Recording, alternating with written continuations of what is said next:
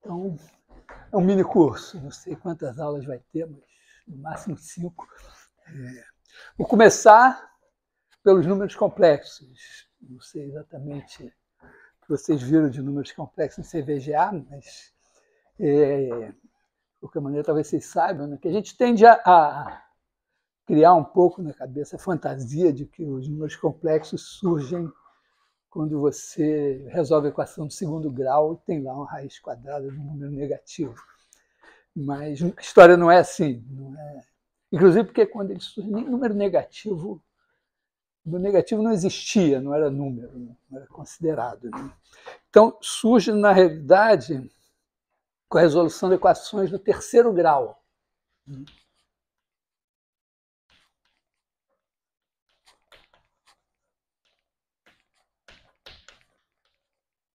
Que tem uma história rocambolesca, vocês talvez conheçam, né?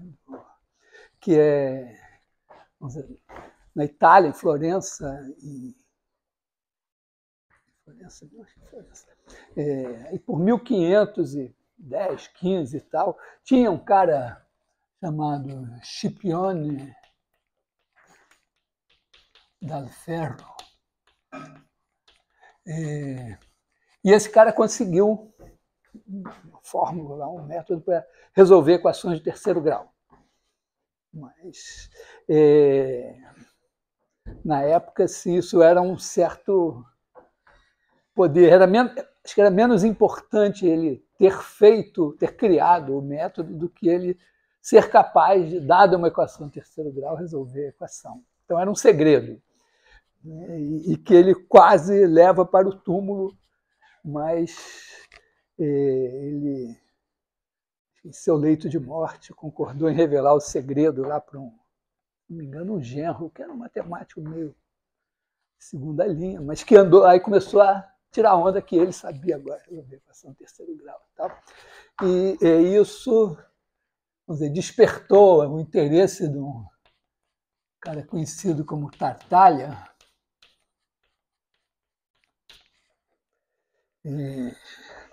Esqueci o nome verdadeiro dele. O Tartaglia, então, se interessou pelo assunto e tal. E pelo que eu entendi, na época havia desafios, tipo duelos entre matemáticos assim, em Itália. Um propunha problemas para o outro propunha problemas para um, e quem resolvesse mais ganhava. Né?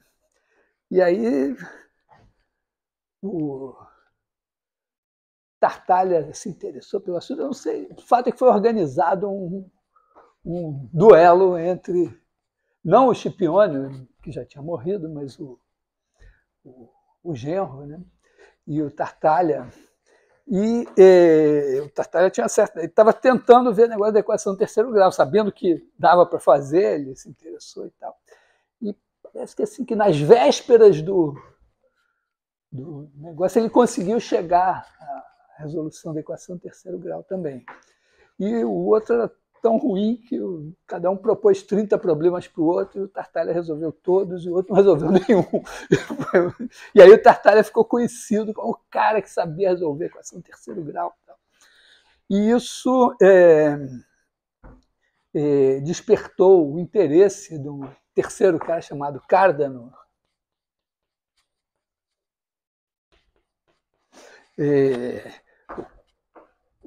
Todos esses caras eram meio assim, Tartaglia, né, esse nome Tartaglia tem a ver com gagueira.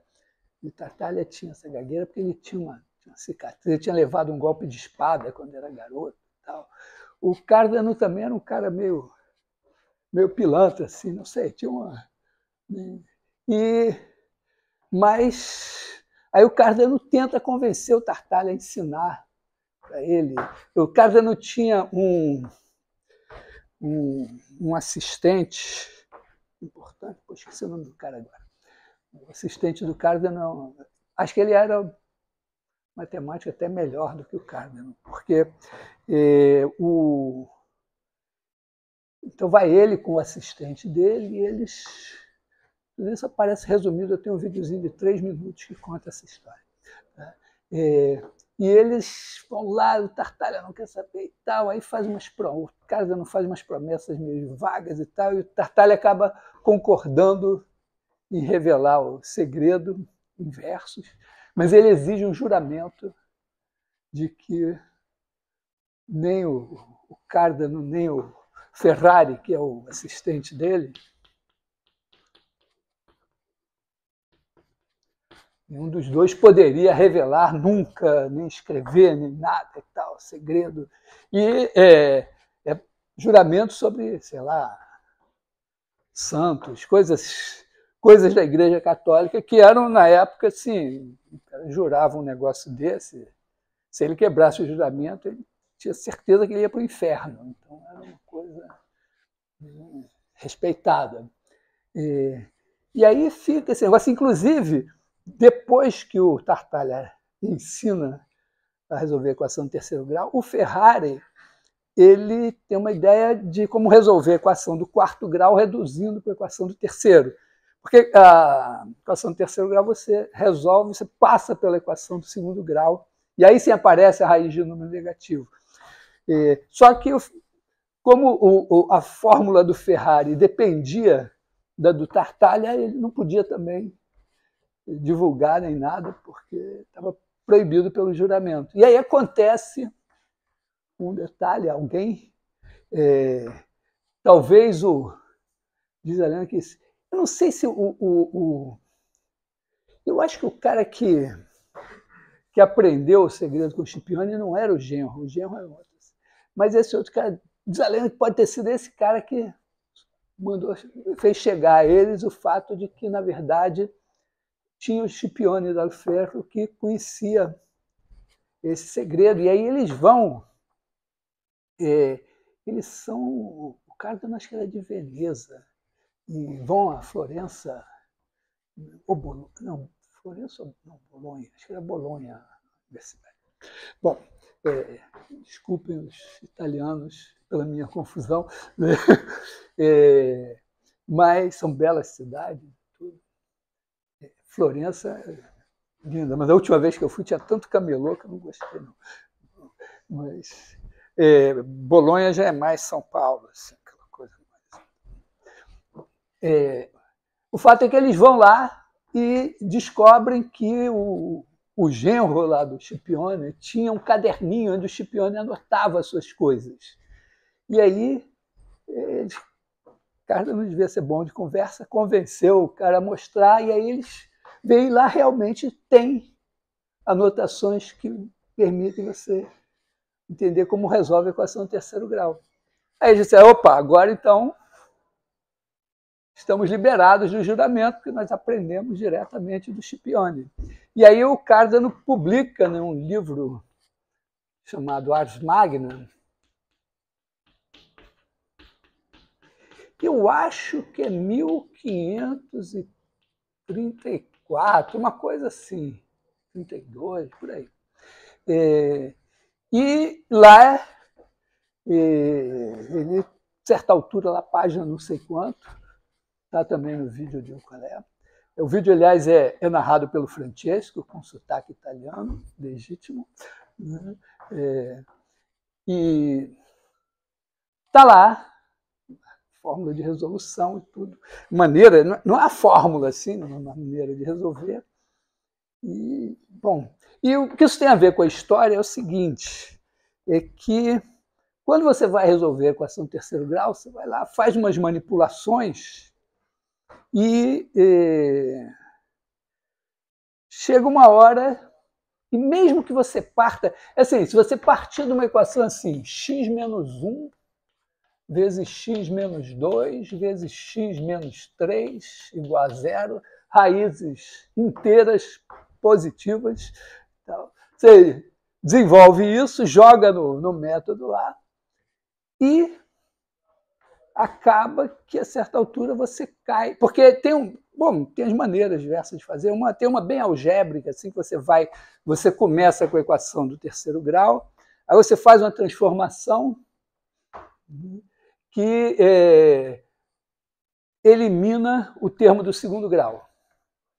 Aí você fica com uma coisa do tipo Z3 mais PZ mais Q.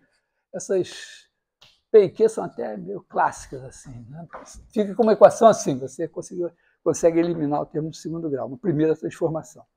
Aí você faz uma outra transformação e transforma isso numa bicúbica. E você fica com uma equação do tipo...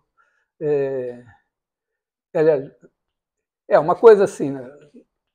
Ômega 3 ao quadrado mais alguma coisa vezes ômega... Vou botar W aqui. W3 mais alguma coisa igual a zero. E aí você resolve essa equação do segundo grau, acha W3, tira a raiz quadrada. Só que acontece o seguinte, se você pega essa equação aqui e supõe, bom, digamos que ela veio de alguma coisa que tem 3 raízes reais, positivas, inclusive.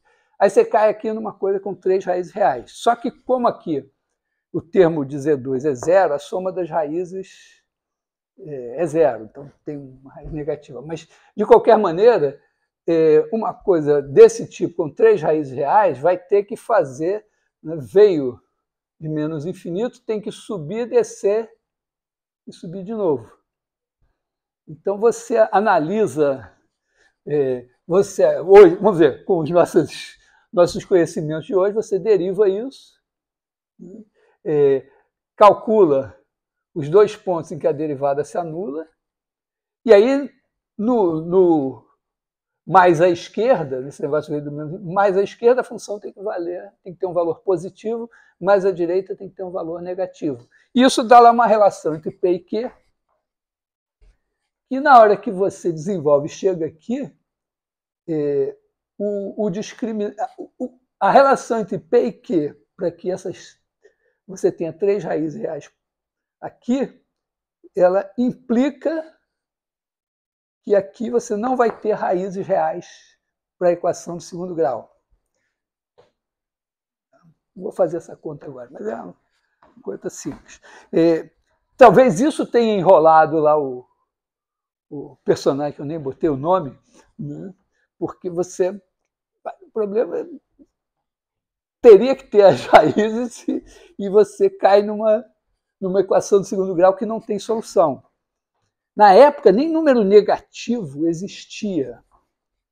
Acho que tem esse negócio que a minha filha andou aprendendo, os tipos de equação do segundo grau incompleta, não sei o que, tem a ver, talvez, com a época que você tinha tipos de equação do segundo grau, porque você não usava números negativos.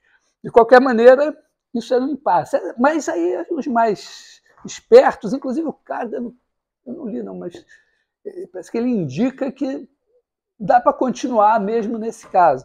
Então, o que acontece, né, você realmente tem lá, mas se você diz, não, tudo bem, apareceu uma raiz quadrada de menos 7, deixa lá, raiz quadrada de menos 7 e vai em frente. E aí você vai manipulando aquilo simbolicamente e tem uma hora que aquelas raízes negativas desaparecem. Porque, claro, se tem raízes reais, você vai passar pelos complexos, mas alguma hora os termos imaginários desaparecem. Então, isso deu um certo alento de dizer, não, esses números aqui, acho que eles não tinham esse nome de imaginários ainda, mas essas coisas estranhas aqui aparecem não como números em si, mas como coisas que estão ali que você aceita porque depois elas vão desaparecer e vão abrir caminho para você chegar a soluções reais, positivas, que são as que importam. E aí começa a ser aceito e tal, e as pessoas vão lidando com isso. E aí tem um outro cara importante aqui, que é o Bombelli. Todos esses caras são italianos. Isso aqui já é álgebra. Ele faz um livro de álgebra que é 1572, em que ele introduz, inclusive, a regra dos sinais para multiplicação. Quer dizer, ele introduz os números negativos, que não existiam, né, e os complexos, mas os complexos ainda não tinham essa forma A mais BI. Né? Os complexos começam a ser aceitos. Né? Aí, por volta de 1600 e pouco, já tem umas coisas e tal, acho que 1700 e pouco. O D'Alembert, não sei exatamente quando, D'Alembert é contemporâneo do Euler, então é 1700 e pouco.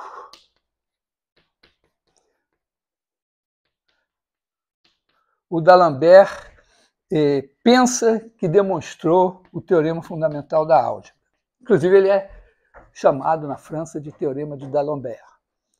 Já havia, então, a essa altura, uma ideia de que tinham os números, eu não sei que nome tinham, mas acho que o Descartes é que fala em números imaginários e tal, e que todo polinômio teria raízes complexas. Então, aí os números complexos já existem, mas ainda estão meio misteriosos. É só mais ou menos uns 200 anos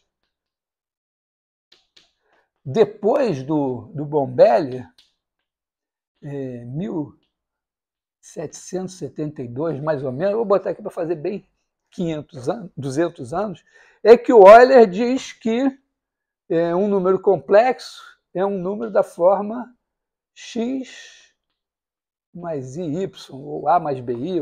Quer dizer, essa ideia de que um número complexo tem uma parte real e uma parte imaginária. Daí, menos de 30 anos, algumas pessoas já começam a dizer, não, então um número complexo é um ponto do plano. E aí o Gauss dá a primeira demonstração do teorema fundamental da álgebra, que é 1799. Aqui tem o Gauss, tem esqueci o nome do cara, Argon. Tem um outro, acho que não sei se é Wetzel ou Wenzel, que parece o primeiro cara a notar que os números complexos são pontos do plano. E o Gauss, então, ele dá a primeira demonstração do teorema fundamental da álgebra, que ainda não estava muito boa, acho que ele deu umas 3 na vida dele, até que chegou a uma que foi convincente. Então, a gente, quando começa os números complexos, a gente já começa o número complexo, um par x mais y, e vai em frente, mas a história é bem mais tortuosa. O pano verde estava aqui. Deixa ele aqui.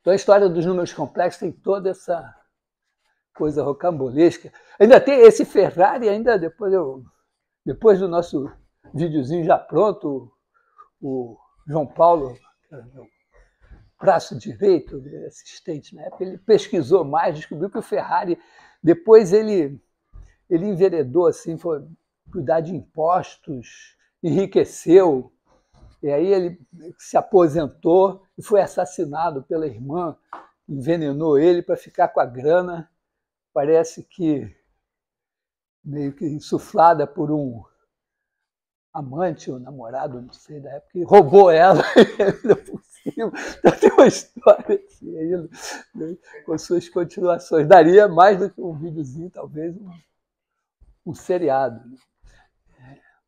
Bom, mas então a gente começa os números complexos já, né, dizendo, o número complexo é um cara da forma x mais y.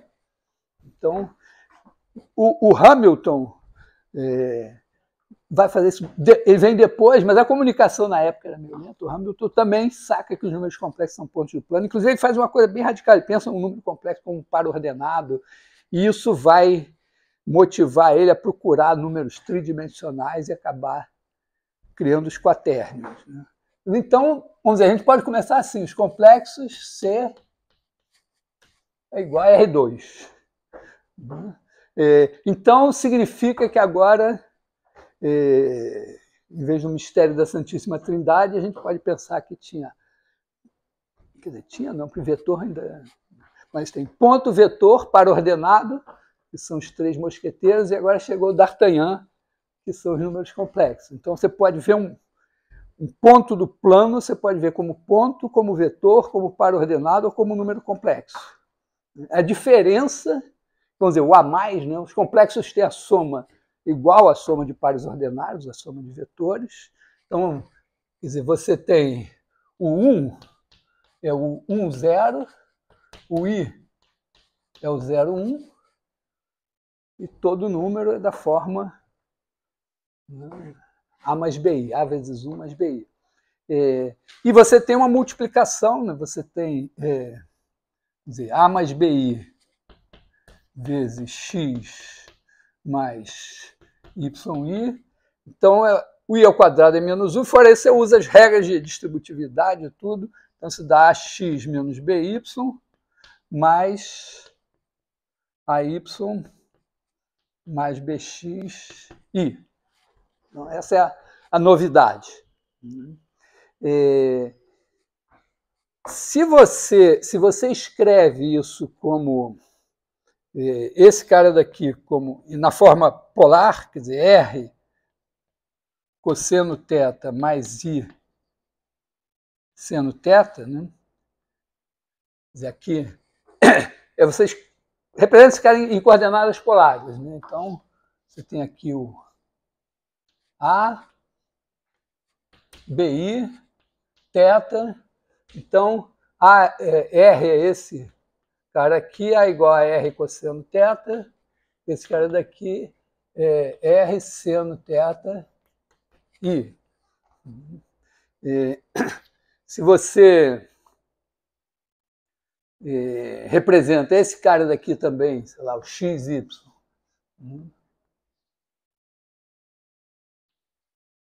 Você bota aqui X, aliás, YI, X. Pode botar o alfa aqui, ou assim, como você quiser, né? Então aqui você vai ter X cosseno alfa mais I, Y seno alfa. Se você multiplicar, né, você vai ter R, aliás, X, isso aqui nada disso, né? Isso aqui vai ser R, vamos chamar isso aqui de S. Então você vai fazer R cosseno θ mais I seno θ vezes S cosseno alfa mais I seno alfa. Isso vai dar RS cosseno θ cosseno alfa menos seno θ seno alfa mais I, que multiplica cosseno θ seno alfa mais seno θ cosseno alfa. E isso daqui é cosseno de alfa mais θ, isso aqui é seno de alfa mais θ. Então, significa que quando você multiplica dois números complexos, você multiplica os módulos e soma os ângulos. Tem uma maneira legal, importante também de você pensar é o seguinte: você pode pensar um número complexo como uma coisa assim, ó, A, B menos B.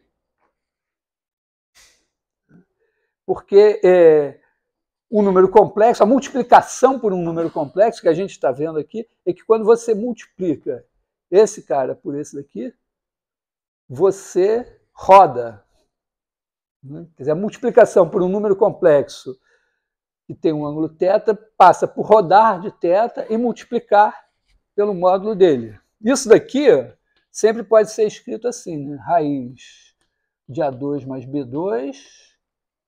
E aí, A sobre raiz de A2 mais B2 vai ser um cosseno θ. Você vai ter seno θ menos seno θ,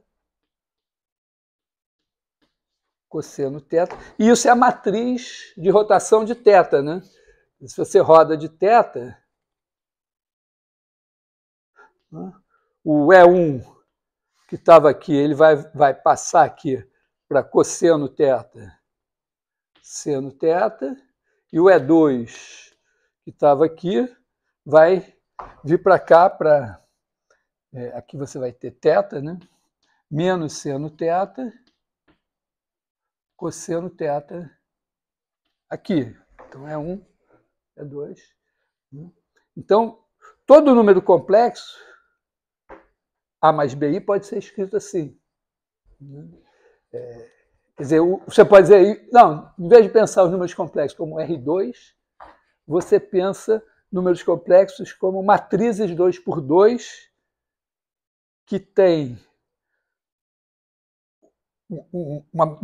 tem uma parte antissimétrica, que tem 0 na diagonal, e uma parte que é só diagonal com os dois termos iguais. Então, aqui isso é A vezes 1, 1, 0, 0, mais B, 0, 1, menos 1, 0. Quer dizer, esse cara é o 1, esse é o I. E isso daqui é uma rotação de 90 graus, no sentido trigonométrico. E é legal porque o produto de duas matrizes de rotação é a matriz de rotação com a soma dos ângulos. E, como cada uma tem ainda um cara por fora multiplicando, você multiplica os módulos e soma os ângulos. Então, os números complexos, se você não quiser esse modelo de R2, você pode dizer, são as matrizes 2 por 2, ou as transformações lineares do plano desse tipo, com as operações de soma de matrizes e multiplicação de matrizes. E dá um corpo. Legal, se você tem o anel das matrizes, e lá dentro você tem um corpo, que é o corpo dos complexos. Mas é importante essa coisa que a única novidade dos complexos é isso, tem uma multiplicação. E já de cara, essa multiplicação nos permite dizer que todo número complexo diferente de zero vai ter n raízes enésimas distintas. Porque, vamos dizer, se você começar com os reais, né? Pensa assim, o círculo aqui, e aí você pega um número aqui, A maior que zero. Então, pega o círculo de raio, raiz de A. Raiz enésima de A. Então, raiz enésima de A, esse cara daqui elevado a n vai dar esse. Mas se você pegar e botar aqui um ângulo, um círculo unitário aqui, um ângulo aqui, 2π sobre n, se você pegar esse cara daqui, o módulo dele é raiz enésima de A, e o ângulo dele é 2π sobre n. Então, quando você eleva ele a n, você multiplica a raiz enésima de A n vezes da A, e o ângulo é somado a n vezes da 2π. Está no mesmo lugar. E aí, obviamente, né, você tem aqui mais 2π sobre n, 2π sobre n, você tem um polígono regular de n lados, que são as raízes enésimas desse cara. Se por acaso vamos dizer, esse A tivesse aqui com um ângulo θ, você somava aqui no 2π sobre n você teria uma, vamos dizer, esse cara daqui, então, agora seria um número complexo assim, né? Aqui, né? Tá? Ele tem um módulo A, mas ele tem um ângulo θ aqui. Se você pegar o cara com raiz enésima de A e o ângulo aqui θ sobre n, quando você multiplicar ele por ele n vezes, vai dar raiz enésima de A, vai produzir o A, e o θ sobre n, que você vai somar n vezes, vai produzir o θ. E agora, se você pegar esse cara daqui, né, e somar ele 2π sobre n aqui, você vai ter a mesma coisa. Então, né, se você tiver um ângulo, um cara A cosseno θ mais I seno θ, aí você tem um U, que é raiz enésima de A, cosseno θ sobre n, mais I seno θ sobre n, ele é, vamos dizer assim, pensando que esse θ é o menorzinho, um ângulo positivo menor que você tem. Só para corresponder aí mais. Esse cara daqui, né, se você for somando 2π sobre n, você vai ter... vamos chamar esse cara aqui de... chama ele de U mesmo. Mas os outros são obtidos alterando esse cara aqui, multiplicando esse cara. Então, se você chamar de Q, aliás, chamar de Q o cosseno 2π sobre n mais I seno 2π sobre n, esse cara elevado a n dá 1. Porque ele é unitário. Então, se você fizer U vezes Q2 até U, Q elevado a n menos 1, você vai ter essas raízes enésimas aqui. A próxima você vai multiplicar por U, Q elevado a n já dá 1, vai voltar no U. Então, as raízes enésimas de um número qualquer formam uma PG de soma zero. Eu tenho esse trauma. Quando fiz o curso de variável complexa, o professor tinha uma tática interessante. Na época, você tinha 2 provas e para passar direto você tinha que ter média 7. Mas aí ele pegava, dava uma primeira prova assim, que quase todo mundo tirava 0. E aí, a prova é difícil. Então, e eu me lembro que no meio da prova apareceu lá umas raízes enésimas, tal, que eu olhei, eu não vi que era uma PG, mas eu vi que eram forças, como se fossem forças distribuídas num polígono regular. Eu disse, a soma é 0.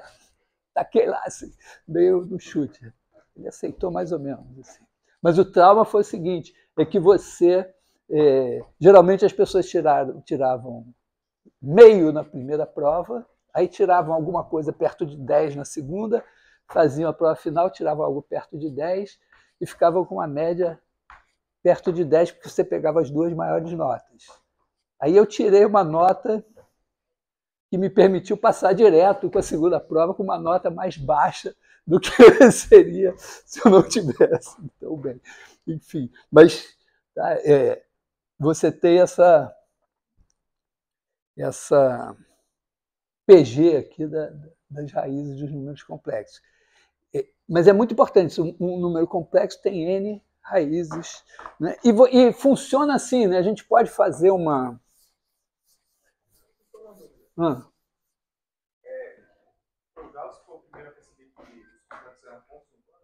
Não, foi o Gauss também, mas ele, vamos dizer, tem outros, tem o Argand, tem o Wenzel, tem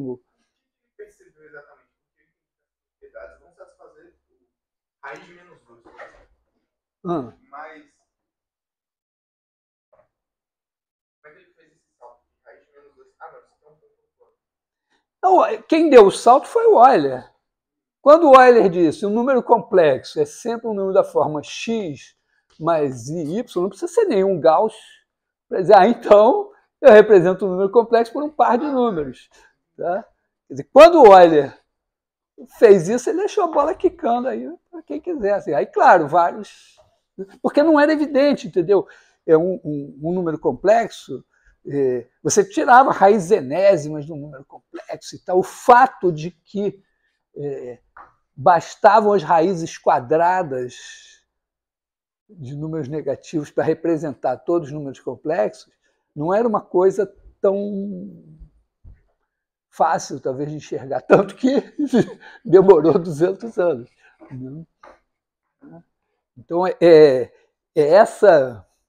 Quando a gente começa dizendo o número complexo é um número da forma A mais BI, a gente está eliminando 200 anos de história. As pessoas conseguiram fórmulas, conseguiram provar um monte de coisa. O Euler tinha desenvolvido a teoria das séries de potências, de números complexos, tinha chegado na famosa fórmula, né, E elevado a π mais 1 igual a 0. Eu gosto dessa assim, mais dessa com menos 1. Eu acho fabuloso nessa fórmula o seguinte, né, é que você tem o 1, que é o número da aritmética, tem o π, que é o número da geometria, tem o I, que é o número da álgebra, e tem o E, que é o número da análise. Eles se juntam para fazer o zero, que é o unificador de tudo. Né? Mas então o Euler já tinha desenvolvido uma teoria de série de potências de números complexos, já se tinha muita coisa sobre números complexos, mas essa compreensão, a própria compreensão do número real como um ponto da reta também não foi tão imediata, não. Às vezes tem muitas coisas assim, a gente se enrola e não percebe certas simplificações. Então, tipicamente, se você pegar um círculo aqui de raio R e fizer a função que leva z em z elevado a n, esse círculo de raio R vai virar um círculo de raio R elevado a n. Se R for vamos dizer, se n for relativamente grande e R for bem pertinho de um pouquinho só maior que 1, dá para ser essa figura aqui. Né? Se R for menor que 1, vai ficar menorzinho. Mas você dá um ajuste de escala aqui. O importante é o quê? É que você aqui, sei lá, vamos fazer um N assim, tipo 8. O que vai acontecer aqui? Ó? Aqui você tem 1/8 de círculo. Só que quando você eleva esses caras à oitava, eles preenchem isso aqui tudo. Então, eu tenho um videozinho que eu fiz essa coisa no GeoGebra. Né? Você vai andando aqui e aqui vai andando, preenchendo. Aí você começa de novo aqui, preenche de novo, de novo, e no fim fecha. Né? Mas você, enquanto você dá uma volta aqui, a imagem aqui dá 8 voltas em torno do círculo. E isso é basicamente o ingrediente da demonstração do teorema fundamental da álgebra. Né? Porque quando você tem um polinômio,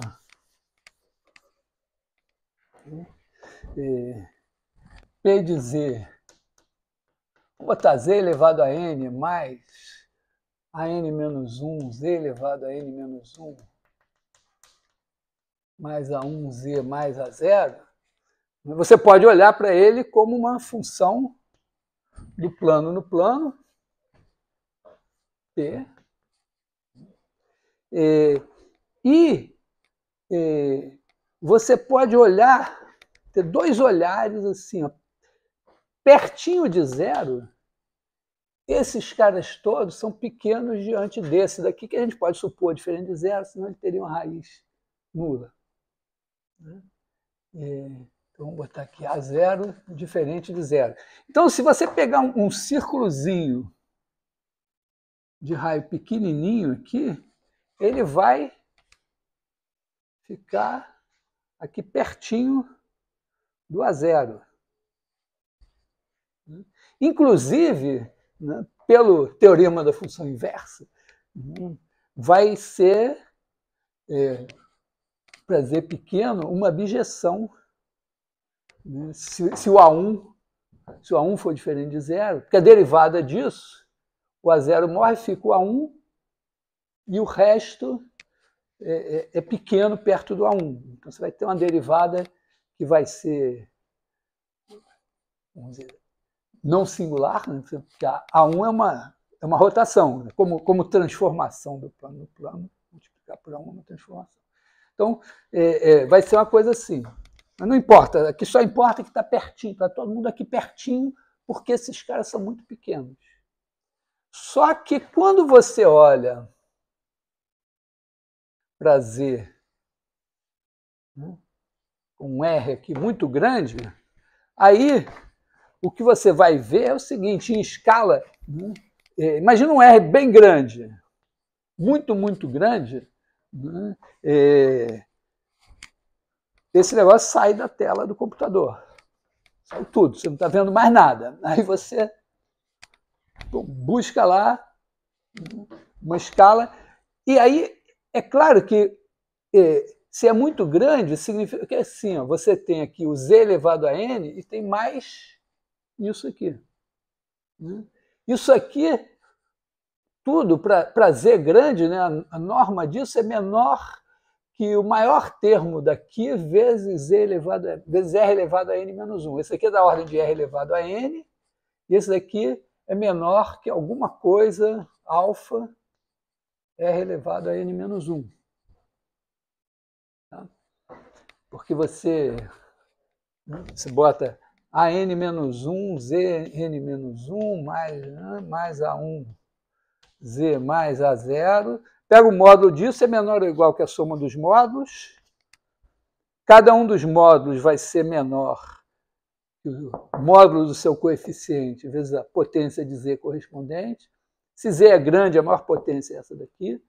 Então, você pode pegar o maior desses números, vezes r elevado a n menos 1, vai estar acima disso tudo. Então, esse alfa está fixo, porque o alfa, né, vamos dizer assim, alfa é igual a máximo de módulo de AN menos 1 até módulo de A0, exagerando bastante. Você pega esse cara,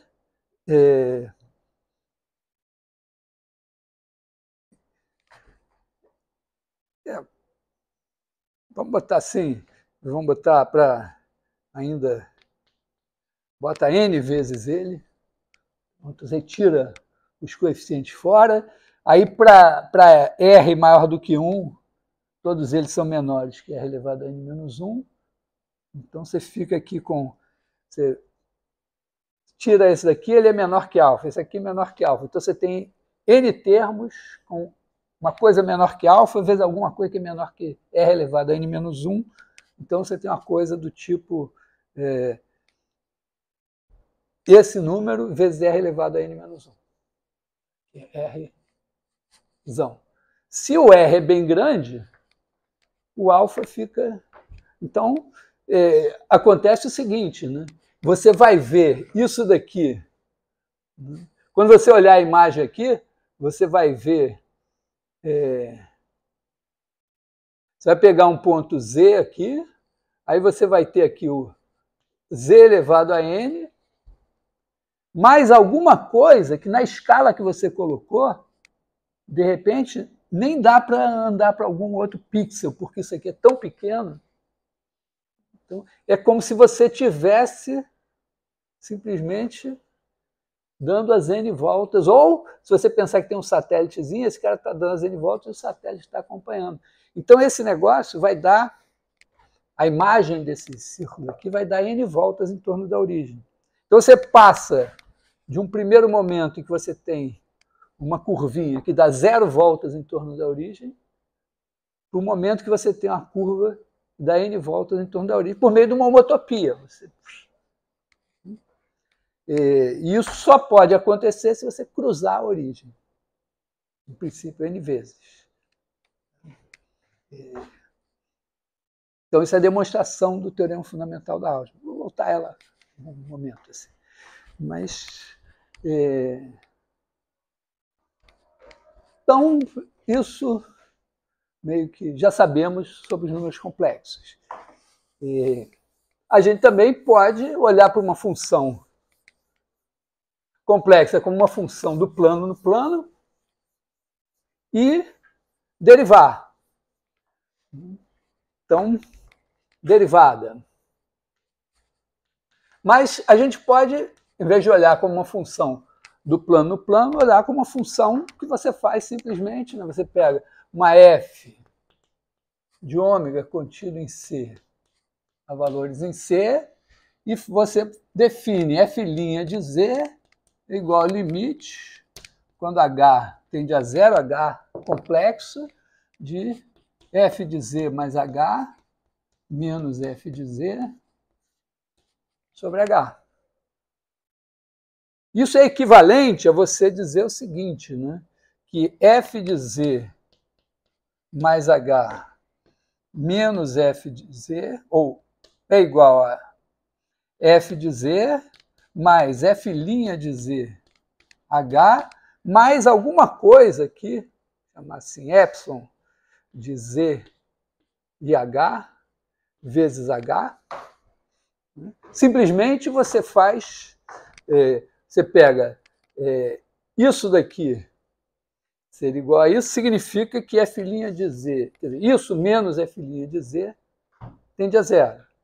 Se você multiplicar por H, você vai ter né? Você escreve assim, f de Z mais H menos f de Z sobre H menos f' de Z é igual a epsilon de Z H. Isso está tendendo a zero. Botei de Z aqui para lembrar que vai depender do Z. Nessa história aqui, quem está variando é o H. Então, quando H tender a zero, isso tem que estar tendendo a zero. Mas isso é a mesma coisa que fazer isso daqui menos isso, igual a isso. Então, a aproximação pela derivada é dessa forma daqui, com esse cara tendendo a zero quando H tende a zero. Então, aqui nos complexos, a gente tem uma coisa que é como a derivada de função de uma variável e, ao mesmo tempo, é a derivada da função de R2 em R2. Porque isso daqui está dizendo também, né, que essa transformação linear, que é a multiplicação por um número complexo, é a derivada no sentido usual com função de R2 em R2. Né? Então, significa que, se você pensar assim, f, pensa z igual a xy, f de z igual a f1 de xy, f2 de xy. Isso aqui tem uma matriz jacobiana, que é derrom f1, derrom x, derrom f1, derrom y, derrom f2, derrom x, derrom f2, derrom y. Essa matriz aqui é a matriz jacobiana dessa função de R2 em R2. Mas, ao mesmo tempo, bom, ela é a melhor aproximação linear neste sentido aqui. Exatamente isso. A diferença, vamos dizer, é que aqui, em vez de ser multiplicação de complexos, é a matriz jacobiana vezes o vetor H. Mas esse cara daqui, essa operação aqui, tem que ser a minha derivada. Então, ela tem que ser isso daqui, mas, ao mesmo tempo, ela é uma coisa do tipo AB menos BA. E isso, aos olhos de hoje, são as equações de Cauchy-Riemann. Quer dizer, você tem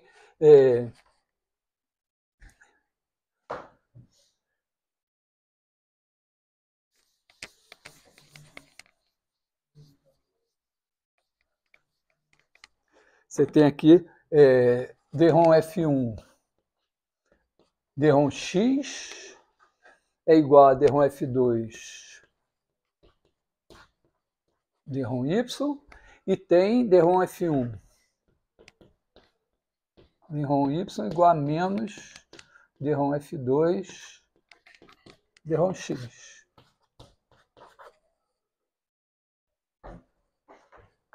Com os olhos de hoje, é uma coisa que Cauchy e Riemann teriam vergonha de associar o nome deles a isso, uma trivialidade. Mas, na verdade,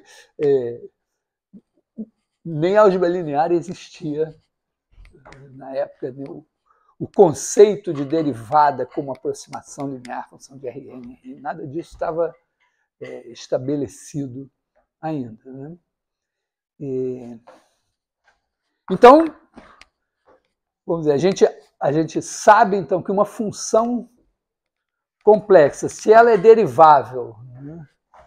Isso aqui, se isso a C, existe f' de z igual ao limite, quando h tende a zero, de f de z mais h menos f de z sobre h. E esse cara daqui vai ser Derron F1, Derron X, mais I, Derron F2, Derron X, ou pode usar o outro também.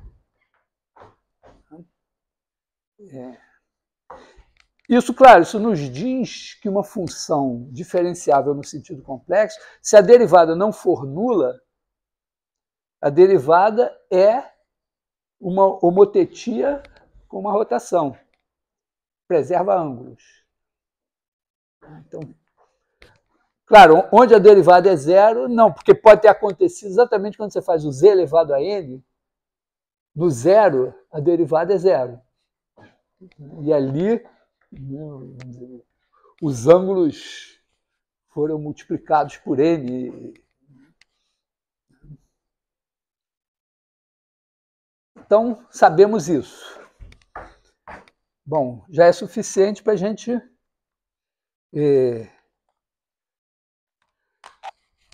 pensar agora com uma questão que foi a questão que nos moveu nesse curso. Né? Imagina que eu tenho essa F aqui e eu pergunto, será que existe G de ômega em C tal que G' de Z igual a F de Z para todo Z pertencente a ômega?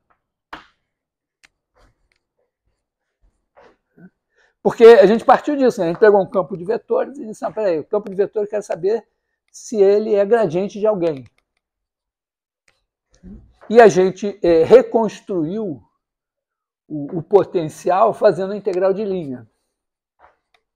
Então aqui a gente pode pensar a mesma coisa. Ó. Você tem aqui o seu ômega, põe que ele é aberto, conexo, e aí você tem aqui um ponto Z0, e você quer definir a função em Z, a função G.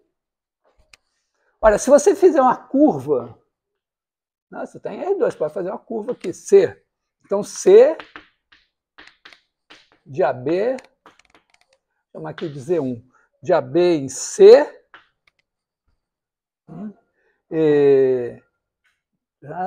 de classe C1, Czinho de A igual a Z0, Czinho de B igual a Z1. Vamos escrever C de T igual a X mais I, X de T, mais I, Y de T. Só uma outra notação, é x, y. Né? Então, C ponto de t é igual a x ponto de t mais y ponto de t. Se eu fizer g de c de t, isso é uma função, né? É a função g bola c, leva o intervalo AB em C, porque vou trazer aqui e vou aplicar G nesse cara. Suponho que a minha G existe. Ao mesmo tempo, né, se eu fizer a derivada em relação a T de G bola C, isso vai ser, né, calculado em T, isso aqui vai ser G' de C de T aplicado em C ponto de T. Só que, como eu estou pensando a minha G como uma função assim, né, isso aqui eu olharia assim, né, como uma transformação linear de R2 em R2. Está aqui o ponto, está aqui o C ponto de T. Eu tenho a transformação linear, que é a derivada da G, né, G olhada como função de R2, aplicada nesse cara. Mas como a G supostamente é derivável no sentido complexo, essa transformação linear consiste em multiplicar esse cara como número complexo pelo número complexo G'. Quer dizer, isso aqui é igual a G' de C de T vezes o C ponto de T. Mas o G' de C de T é F de C de T. E esse cara daqui, vou escrever o F, ele é o F1 de C de T mais I F2 de C de T. Tá? Estou supondo que a minha F tem F1 e F2. Esse cara daqui eu multiplico pelo X de T mais I Y de T. Então aqui, na verdade, né, isso aqui é o F1 de X de T, Y de T, mais I F2 de X de T, Y de T,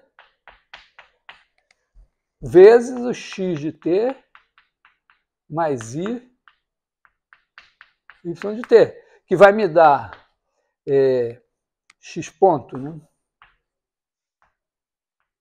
Tá? Então, isso vai me dar F1 de XY menos F2, F1 de XY, X ponto, menos F2, eu vou pegar esse que tem I, né? F2 de XY, Y ponto. Isso vai dar uma parte real. E o outro vai dar F1, vou botar assim, F2 de X, Y, né, vezes X ponto, mais F1 de XY vezes Y ponto, vezes I.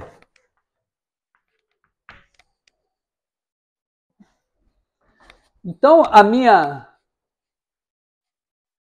vamos dizer, a integral que eu faço tem duas componentes. É como se eu tivesse, em vez de dar uma função escalar, né? O problema que eu coloquei foi assim, eu peguei um campo de vetores, um vetor, pensei, ele deve ser gradiente de alguém, então eu estou procurando uma função escalar cujo gradiente seja aquele cara. Mas eu podia ter uma matriz, né?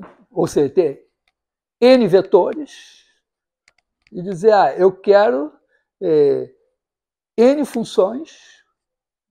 Então, em vez de eu pensar uma função de Rn em R, eu poderia pensar uma função de Rn em Rn, ou até em outro RK, e dizer, eu quero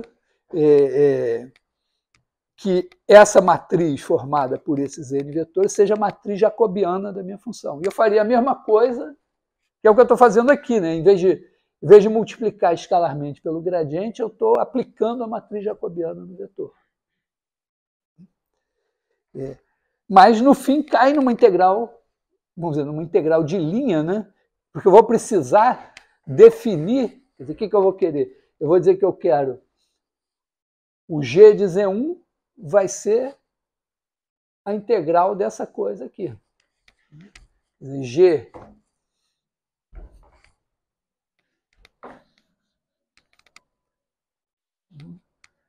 G de Z1 menos G de Z0 vai ser igual à integral sobre essa curva C, que eu vou escrever assim, G de Z, F de Z, dz. O F aqui é a derivada da G.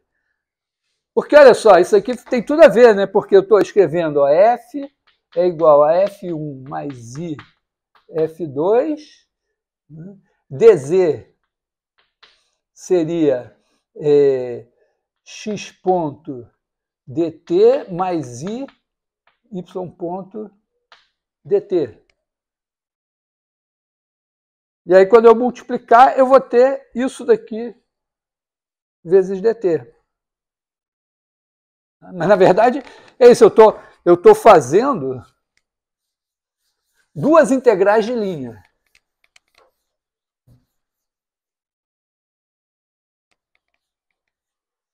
Quer dizer, para achar esse cara, eu faço uma integral de linha nos complexos. Na verdade, são duas integrais de linha reais. Então, eu tenho f de Z1, g de Z1 menos g de Z0 tem que ser a integral, né, porque isso daqui tem que ser, vamos dizer, a integral de A até B de g' de C de T, C ponto de T, dt.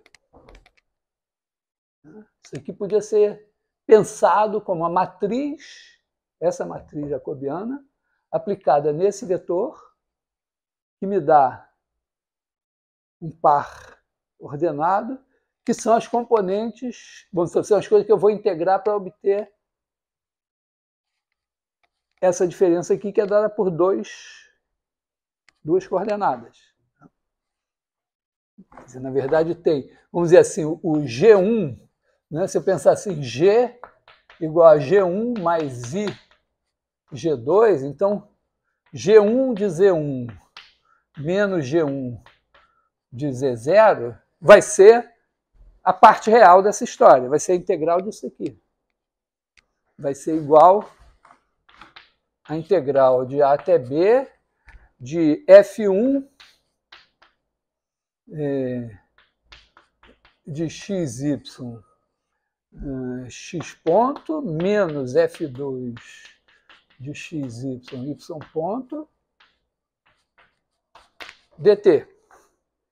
E G2 de Z1 menos G2 de Z0 vai ser igual à integral de A até B de F2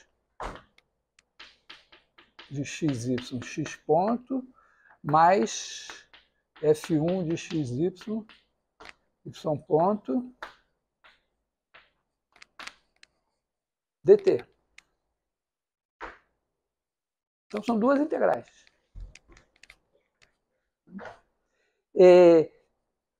Esse negócio só vai poder dar certo se essa integral depender do caminho. Supondo que não tem buracos aqui no meio, vamos supor ômega simplesmente conexo.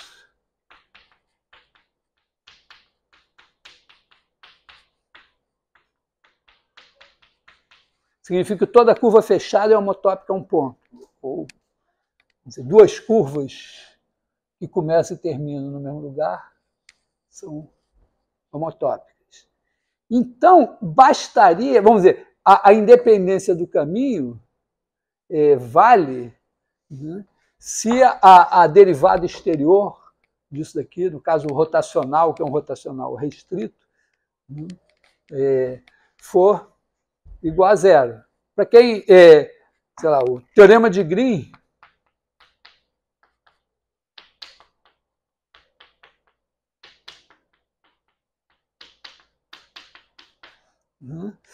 você tem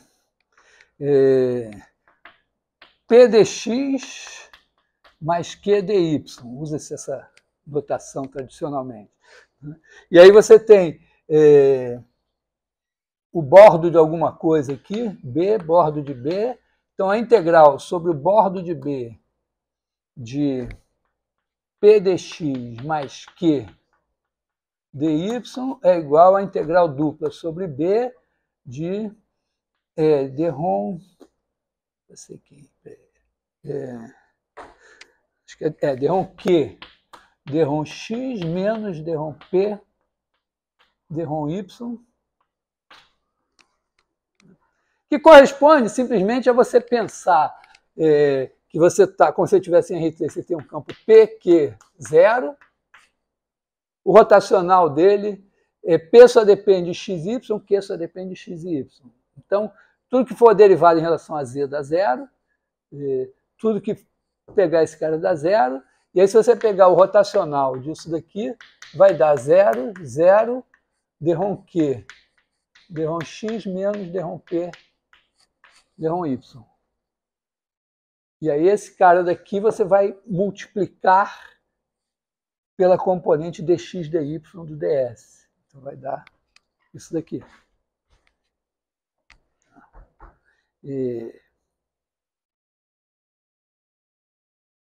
Então, é meio assim, ó, se por acaso esses caras satisfizerem isso aqui, eu tenho...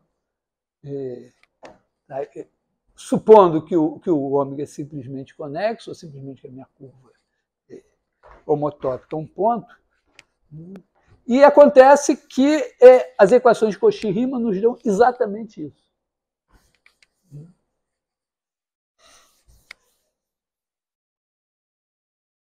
Ou seja, o fato de ser diferenciável no sentido complexo garante que esses caras, F1 e F2, são diferenciáveis no sentido real, né? E você tem o quê? Você tem aqui, ó, vou botar aqui, que eu não sei de cor, Derron F1, Derron Y, Derron F2, Derron X, Derron F2, Derron Y. Então, esse é igual a esse. Se você olhar para isso daqui, você quer olhar para menos Derron F2, Derron X, menos Derron F1, Derron Y. Né? Que é esse, né? Que é igual a menos Derron F1, Derron Y mais Derron F2, Derron X, que é zero, porque esse cara é menos esse. E se você olhar para cá, você vai olhar para Derron F1 menos Derron F1, Derron X menos Derron F2. Certo isso? Não, Derron F1, Derron X menos Derron F2, Derron Y, que é esse menos esse. Esses são iguais. É zero também. Então é um verdadeiro milagre. Sem nenhuma hipótese adicional, porque nós temos o teorema de Green, o teorema que a gente demonstrou, diz o seguinte: se tem a derivada exterior e ela é integrável, né, então vale isso. Ou seja, se essa forma daqui tem derivada exterior e ela é integrável, vale essa igualdade aqui. E o segundo teorema diz que se é diferenciável, tem derivada exterior, dada dessa maneira. Então aqui nós temos as derivadas exteriores, que são dadas assim, porque o fato de f ser derivável no sentido complexo diz que f1 e f2 são diferenciáveis e que vale isso igual a zero e isso igual a zero. Então, esse bicho aqui, esses caras são diferenciáveis, vale isso aqui, e zero é integrável. Eu não preciso me preocupar.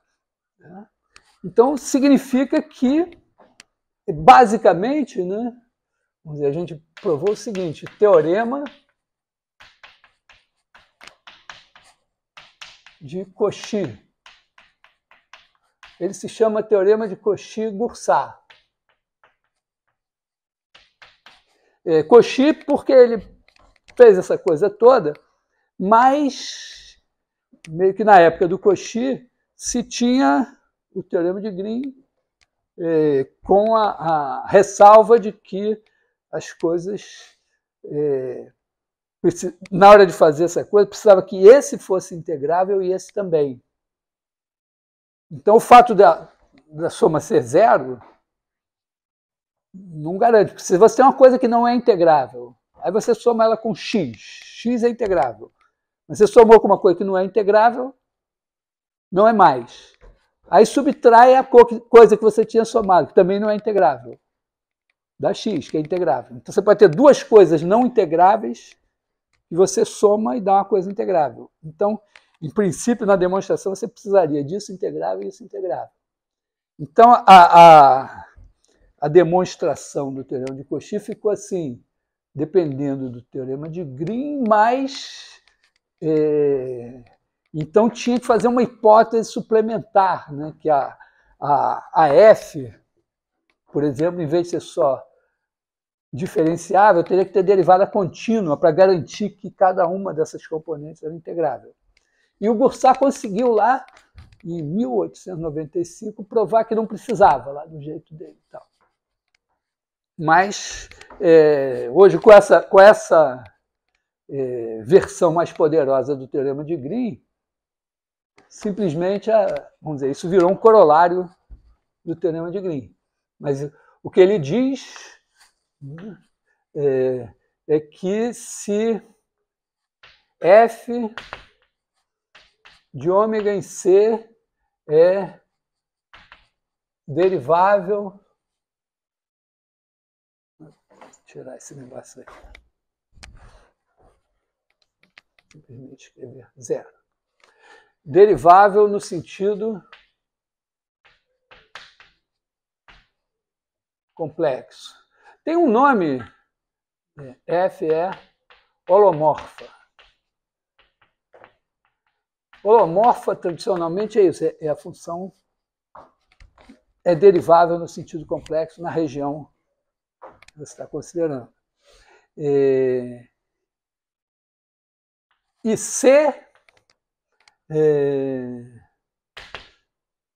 de AB em ômega, vou botar C1, mas vamos botar assim, vou escrever uma notação assim, e C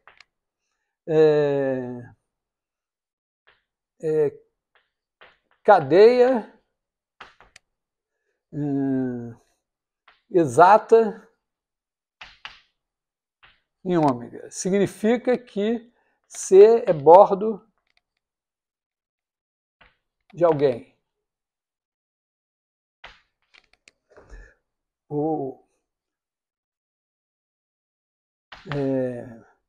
Exemplo, C fechada, C é curva fechada,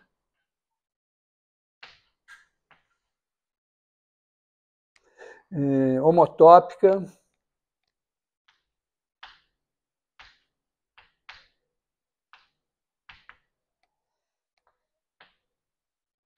a um ponto. Tá? Se tem uma curva fechada homotópica a um ponto, posso aplicar o teorema, ou simplesmente se a minha cadeia, posso ter uma coisa, porque pode ter uma coisa mais assim, ou às vezes a gente tem uma singularidade, por exemplo, o meu ômega, digamos que o meu ômega é assim, e ele tem aqui um buraco. Aí você tem uma curva aqui assim, que não é homotópica a um ponto, mas você bota outra curva assim, C1, C0, e aí você faz a cadeia C1 menos C0. C1 menos C0 agora é bordo de alguma coisa, ou C1 e C0 são homotópicas. Então, vale, essa versão aqui é mais geral. Então, a integral sobre C de f de z dz é igual a zero. Que horas são? Então, vamos dizer assim, esse é o teorema. Toda a teoria de funções de variáveis complexas decorre desse teorema. Claro, uma vez o colega da PUC, o Carlos Tomei, falou que ele ficou impressionado, que ele foi fazer o doutorado no Instituto Curran, que é muito bom lá em Nova York e tal. E ele conheceu os caras que puta matemática, e reparou que eles não usavam ferramentas sofisticadas, eles usavam matemática que todo mundo sabia, só que faziam coisas maravilhosas com aquilo. Então, vamos dizer, o fato de você saber esse teorema não garante que você vai demonstrar a hipótese de Riemann, coisa assim.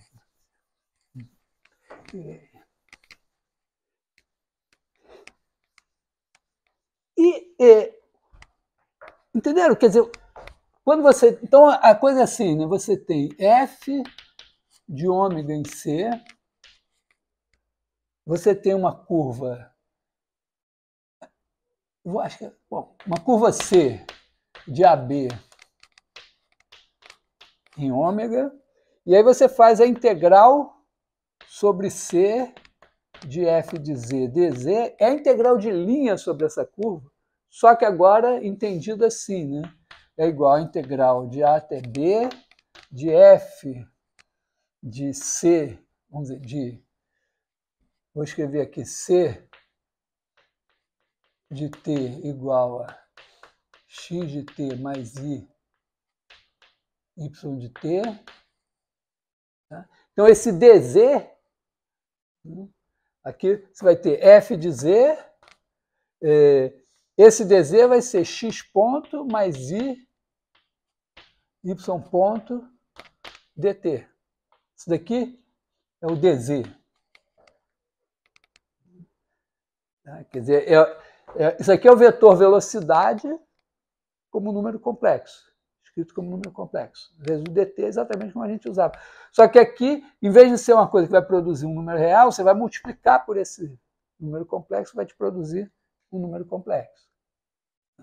Quer dizer, mais assim, se você pensar f de xy igual a f1 de xy mais i f2 de xy, isso daqui vai ser igual à integral de a até b de f1 de xy de t mais i f2 de xy, os dois de t, tudo isso multiplicado por x mais i, todo mundo de t, integrado em relação a t.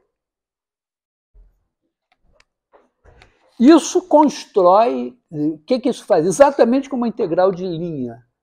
Constrói uma função cujo gradiente é a função que você tem.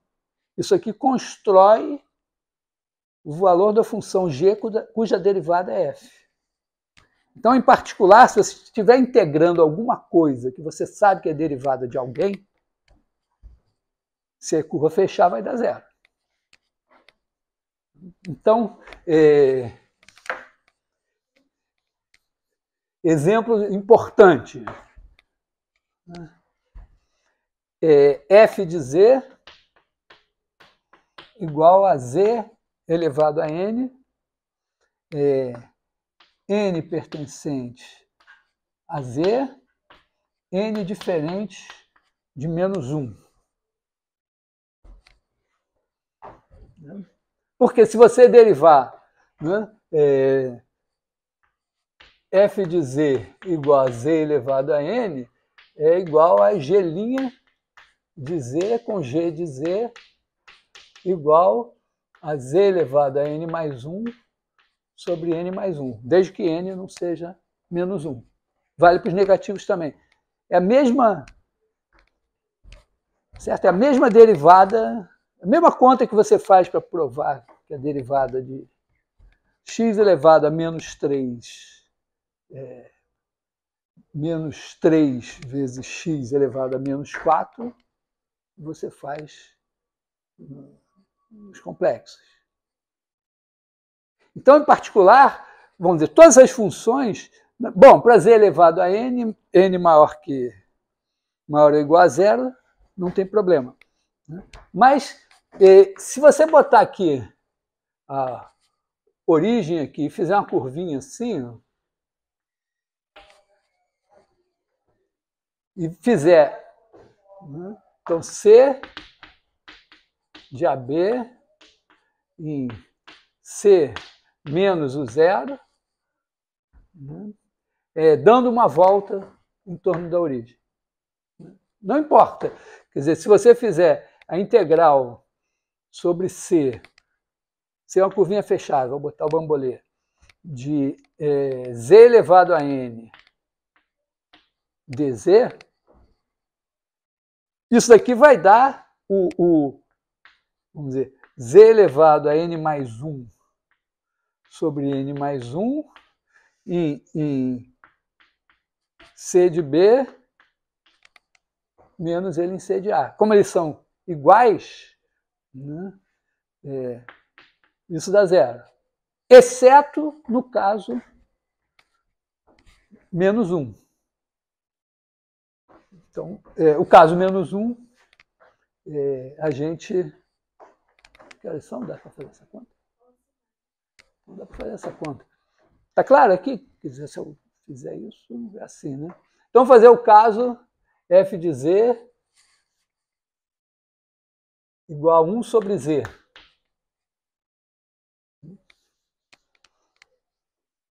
É, 1 sobre z não é derivada, mas o que é 1 sobre z? Né? Se eu fizer 1 sobre z dz, que é o que eu vou, né, no frigir dos ovos, isso aqui, né, o f de z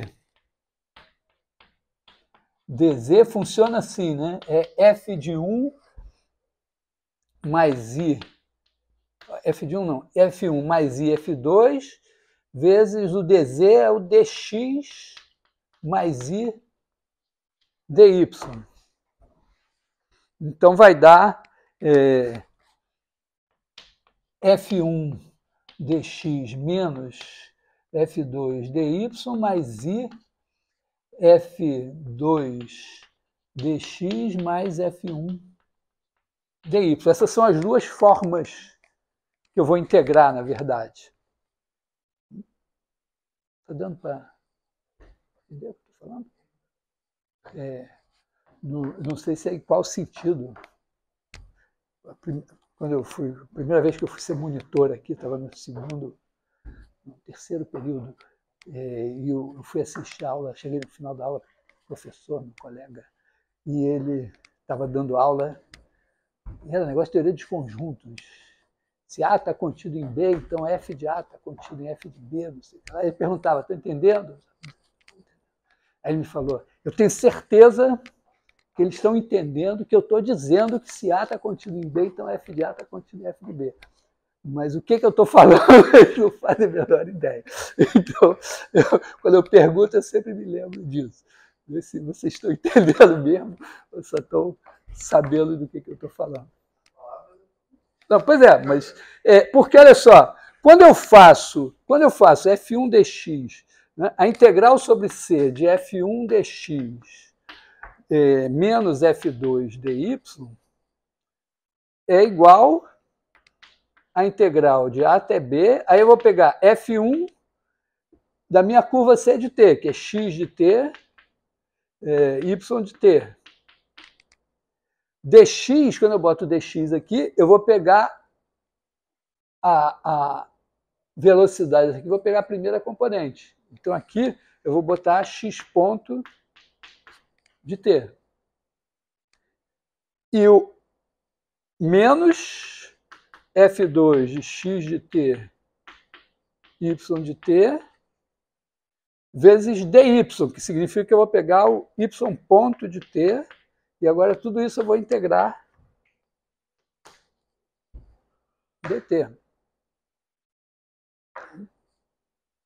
Então, se eu for fazer essa integral aqui, vamos fazer assim, quer dizer, isso daqui, ó, 1 sobre z, é importante, né? A gente saber que z barra é o conjugado. Quer dizer, se eu tenho x mais y vezes o conjugado, que é x menos y, algebricamente eu sei, decorei essa fórmula. Isso é x2, que é o primeiro ao quadrado, menos o segundo ao quadrado. E y ao quadrado. Só que i ao quadrado é menos 1, isso dá x2 mais y2. Então, z vezes z barra dá o módulo de z ao quadrado.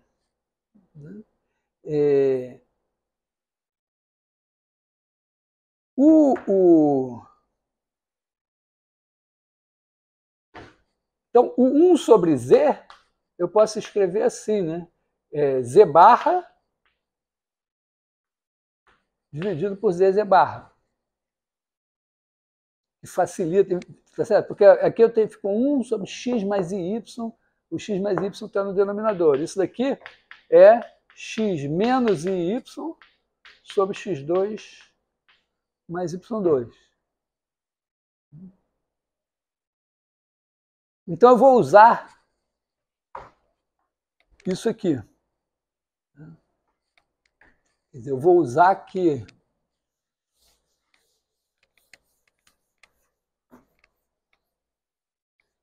quando eu integro, quando eu faço 1 sobre z dz, isso daqui é x menos y sobre x2 mais y2, vezes dx mais i dy.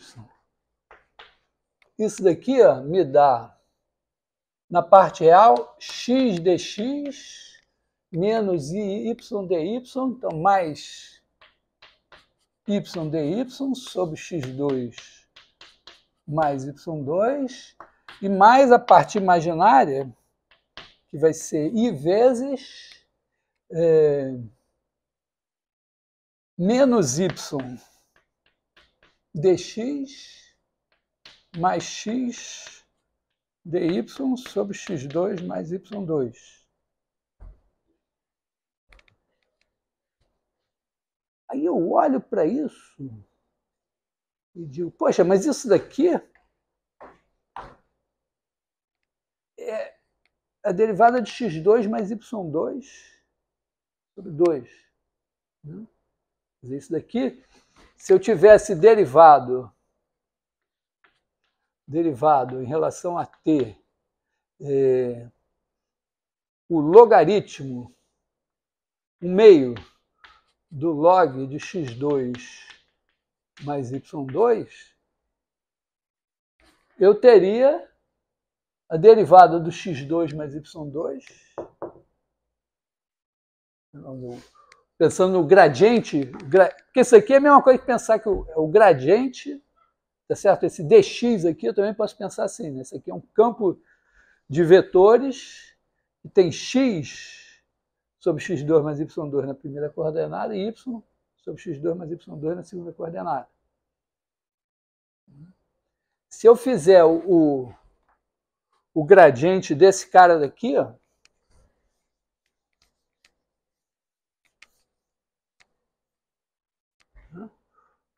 log de x2 mais y2, gradiente disso. Então, vamos dizer, gradiente, né? Então, isso daqui vai dar a derivada do log 1 sobre x2 mais y2 vezes o gradiente desse negócio, que é 2x, 2y. Então, a menos do 2 é isso daqui. Então, na verdade, eu posso dizer que o gradiente, o log da raiz de x2 mais y2 vai me dar isso daqui. Então, essa parte daqui é gradiente de alguém. Agora é uma integral real. Então, se eu fizer a integral de Bambolê de x dx mais y dy sobre x2 mais y2, dá zero. Eu estou integrando o gradiente de alguém, curva fechada, deu zero. E esse daqui, eu não sei se vocês repararam, mas é a nossa velha conhecida variação de ângulo. Então, se eu pegar uma curva que dá uma volta aqui, a integral sobre essa C de menos y dx mais x dy sobre x2 mais y2 dá 2π vezes o número de voltas que C dá em torno de zero.